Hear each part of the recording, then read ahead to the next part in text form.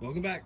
Today we're going to go over a few things with front stays, why they're important, and if changing one out to say a race version, how that affects a couple of other things downstream. So what we're looking at here is the stock magnesium piece, right? So this is your front stay, just bolts up to the front frame there, and then obviously you've got your dash, which mounts to that, and then your IMU, which mounts on the other side here, okay? So the aftermarket versions of these are a lot lighter, but one of the biggest things is, man, they are a whole lot cheaper. This magnesium piece is pretty intricate, a lot of casting and stuff on there. Super cool piece, but I wouldn't want to break it going to the track. So replacing that with a different holder is ideal for track days if you're doing it a lot. Obviously, if you're racing, it's a must-do. So just going over a few things for people who may be looking at changing those out and what that entails. So the two brands I've tried here and had some experience with, on the left we've got DBHolders, and on the right we have Motoholders. Different designs and construction. This one's of a tubular design. It's actually really light, and the tubular design is pretty strong. This one obviously has been crashed, so don't mind the distorted shape. The other one here, Motoholders, is more of a square aluminum with plate, which I actually prefer out of the two. Tends to be a little bit more sturdy is what I've found. And the fit and finish of the Motoholders tends to be a little better from what my experience is. So both of these units, both on the right here for the Motoholders and the one on the left, have both been crashed, right? You may not see that with this one on the right, but it's actually been crashed. There's not a whole lot of damage to this thing. It's pretty stout overall because of its construction with that square design and then the flat aluminum plate. That's kind of what I've enjoyed with this one. Tends to be a little bit stronger. Didn't really even know if it's bent or not until I ordered a new one, which is pretty cool. This one here, the Motoholders, has been through a crash, and it definitely is a lot more fragile. This is one of the units I've got, and then the other unit I've got is this one. So I've had two crashes with the Motoholders, and they just kind of wad up into a little piece of aluminum here. And where that's a little bit sketchy in some ways is, as you'll see, this is the mounting point for your ECU, right? That whole head unit goes in there, so that one mounts right up front. Is when this ECU and display ends up getting mounted in there. You want it to maintain its shape, so if you do happen to crash, you're not going to have any issues with the ECU, right? And so as you see this one, well, it didn't fare so well. Granted, I didn't have one of the aluminum cases here, but just as a heads up, that's something to consider. When you look at something like the Motoholders, you've got a much more robust system. So the left one here has been through a crash. The one on the right is brand new out of the bag from V1 Moto. So thanks to those guys for getting me squared away. But they look almost essentially the same, almost exactly the same. And like I said, the left one's been crashed, the white one is brand new. So the right one, as you'll see here, just kind of rolling them around, it's really difficult to tell. There's a little bit of distortion in one side of this one on the left, but overall this one could definitely be used again in a pinch for the next race day or whatever it may be. So on the left here, we've got the intake that goes with the DBHolders front stay. On the right, we have the one that goes with the Motoholders. So let's just take a look at the one on the left here. So again, the DBHolders intake is slightly different. It is matched, so when it all bolts up, everything is good to go and is squared away. You'll see that you've got your mounting holes up front here, and then obviously I've cut a little bit of a hole for the air temperature sensor, which you will have to do if you order one. So this mounting style is okay. I'm not a big fan of how this one mounts up overall, now having used the Motoholders setup, and I'll show you why. So again, this is the one for the DBHolders. Intake is decent, good construction, man. Flows a lot of air because it does have the complete opening for the front fairing, and it's pretty clean inside. I didn't see a lot of debris or any weird castings in the mold. So overall, still pretty nice. So as we take a look at our Motoholders intake, this one is a bit larger overall, and it does have a little bit different mounting system. So as you see, we have a flange here when compared to our DB holders that doesn't have that flange, and that fits into your stock airbox boot that goes into the subframe, the front frame, excuse me. So that's kind of nice. The other thing is where it mounts up, it also goes into the radiator shrouds, and it's got a flange for that. So both sides will mount much like the stock one, and it comes with the piece integrated into this intake that allows this to be a whole one-piece solution for your front fairing. Unlike our DB holders, which doesn't have that piece, so you have to get that other section for your fairing kit, where again this one does come with it, which is kind of nice. It is a much larger intake in volume. The inside of the intake, it was okay. I do see a little rougher finish overall.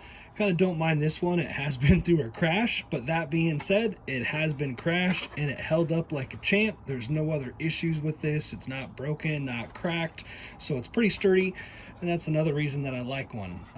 So we'll take a look here as it mounts up with the moto holders. So this again just goes onto the front frame, and this will go right through, and that's how those two pieces are going to mount. So they actually don't use one another to mount up to the frame. This one is more independent on the moto holders, where our DB holders, right, it requires it to be bolted to that system and then mount to that front frame. So just a quick 2 cents on the different systems that we've got here, different ones that I've tried. I'll spin this around so you can take a look. So again, the moto holders on the right, and then the DB holders on the left. That's my experience when compared to stock. I'd suggest switching one out if you are doing track riding, racing, that kind of thing.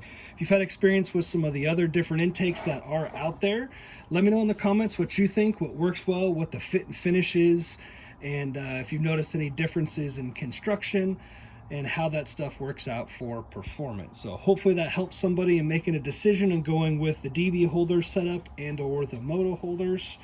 And let me know in the comments what you guys think, or if you have other stuff that you wanted to see checked out on this channel.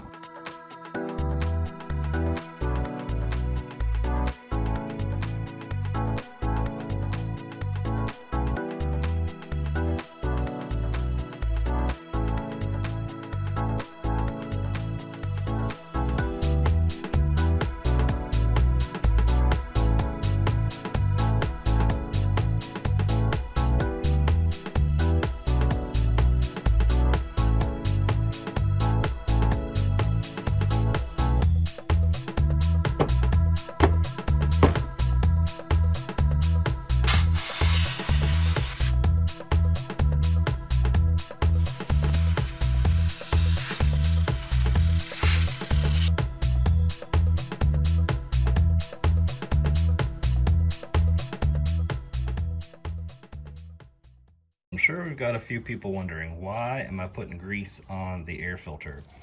Well, in this design, this outer boot here, which connects to the air intake, pinches the filter in between the frame and this intake boot, right, on both sides with a couple of bolts.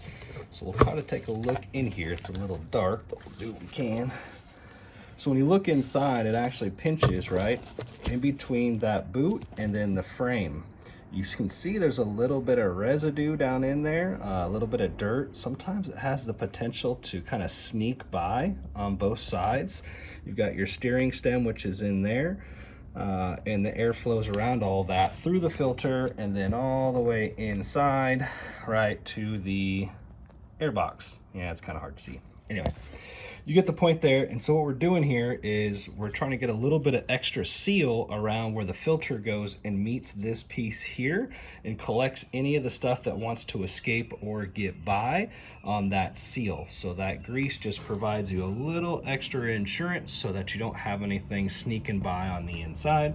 And that's why we're using a bit of grease on the assembly and the backside of this filter before we throw it in. So this is a Sprint race filter, and you'll see that the beveled edges on this thing, you want to make sure that the flat side faces out and seals against this piece here, and then the rounded side goes to the front frame.